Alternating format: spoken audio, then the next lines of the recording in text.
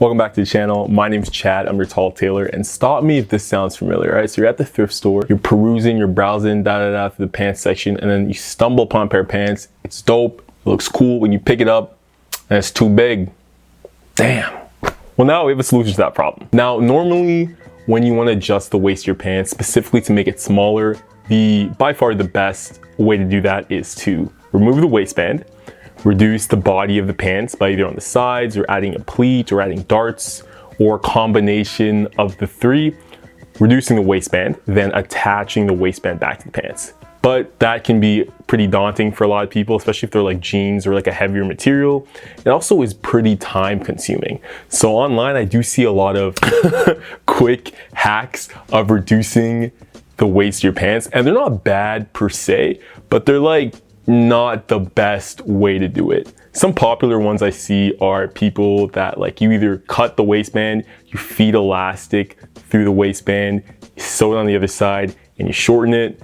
I also see people that just sew darts to the pants all willy-nilly, and they just kind of like sew darts on the back of the pants. I also seen one where they took the side seam of the pants and they just kind of folded it in and just added a stitch all the way down the side of the pants, the body pants, which yeah, it will reduce the waist of your pants, like the size of the waist, but it's not like the most it's not the best way of doing it. So today I'm going to show you a quick and easy way to reduce the waist size of your pants with minimal sewing and minimal cutting into the pants.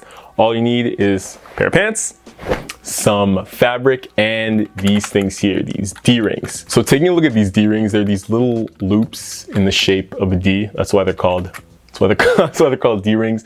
Or you can get different sort of sliders or different attachments. You can find these at like Michael's or your fabric store, and they're pretty much going to be used to slide straps in and out and make things smaller. So when you attach them to your waist, you can make them smaller. You can also see these things on like bags. If you have like a backpack like this, you can see a similar thing is put on the bottom of the strap so that you can make the strap longer or shorter. This is pretty much what we're gonna be adding to our pants. All right, enough talking, let's get to sewing. All right, well, starting any pants adjustment, we of course need our pants. Here I have these jeans. These are jeans we got at a thrift store. They're a little bit bigger on me. I think they're about 34 inches or so. So my waist is about 30, 32 pants. That's the kind of stuff I wear. This is 34. So it does fit a little bit bigger than me. It kind of slides right off. Like if I button it up and zip it up, I don't even need to like undo it to put the pants on. So they're pretty big on me. So I need to reduce the waist by about 2 to 4 inches around to get it to 30 to 32. So that's the amount of space I have to take off for the pants. These are just pretty standard D-rings. I bought these at Michael's. You can even get them at a fabric store. So I bought them at a craft store. They're pretty cheap. I think I got them for like $4 and they have a pack of 6. So I'll be using 4 in total for this pair of pants. Let's open them up.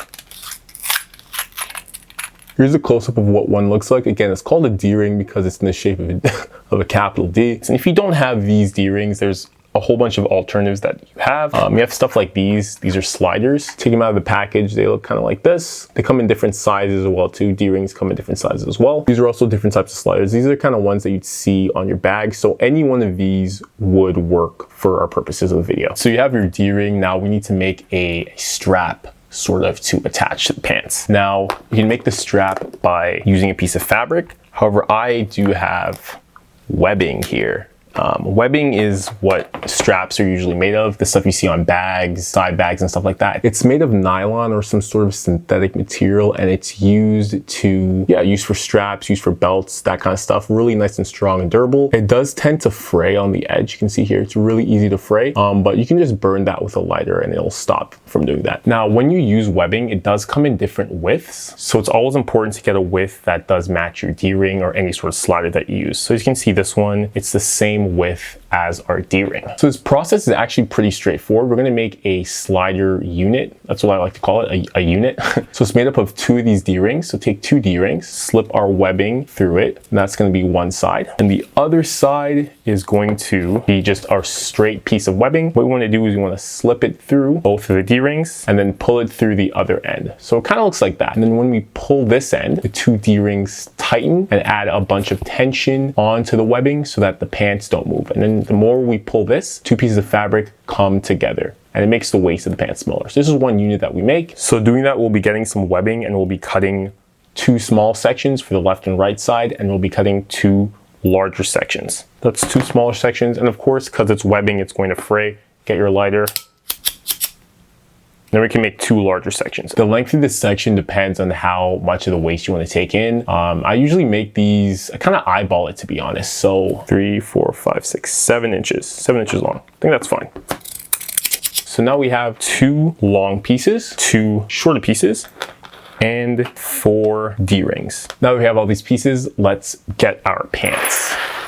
Bringing our pants back, we want to figure out where we want to put the webbing onto the pants. Now, normally on like cargo pants and stuff, you see it around this area here in the back of your pants, the back edges. However, I don't usually want to do that because there's a leather tag on the jeans. I want to keep this, so I'm going to be putting it on the side of the pants, around here, near the side seam.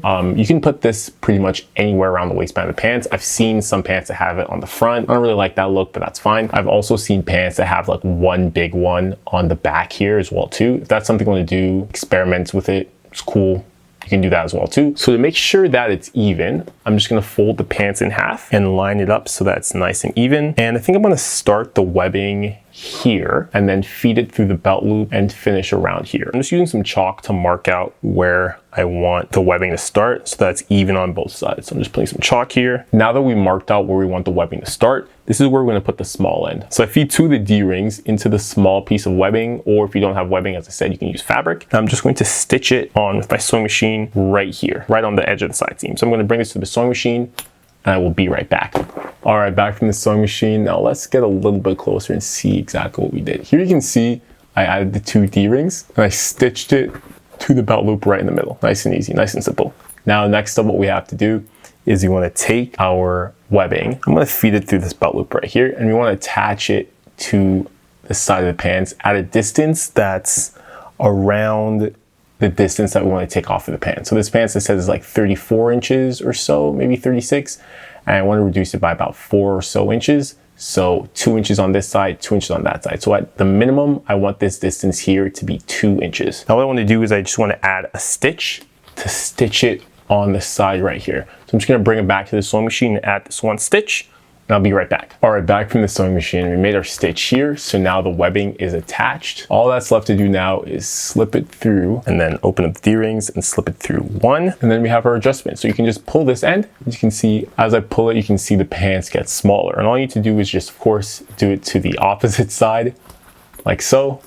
And then we're done. Pants are finished and you can adjust the waist of the pants. As I said before, I believe that this method is superior to any other quick waist adjustment methods that you might see online. And I'm gonna give you 3 reasons why I think so. Number 1, time. This is literally just 4 stitches. And if I wasn't filming it, it would have taken me max like 5 minutes. If I had to actually sew, like if I didn't have the webbing and I had to actually sew these straps, maybe it would take me like 10 or so minutes, but by far super fast. Number 2, and this is subjective, looks. I feel like this, adding the 2 buckles, the 2 like webbing waist adjusters on the pants, looks so much better than adding elastic in the waist or adding drawstrings in the waist or like darts on the back. These look by far the best. They have like a utilitarian kind of like cargo pants look to them. I think that looks dope. Again, of course, that's like subjective. You might not feel exactly the same way, but this is my video, my opinions. I think it looks better. And number 3, versatility. All right, so you can put these, like these strap adjusters, you can put them on the front of the pants, you can put them on the back of the pants, you can put them on the side, you can have multiple. I have 2 here, of course, but you can have like 4 or 3 or whatever. You can have as many as you want on the pants.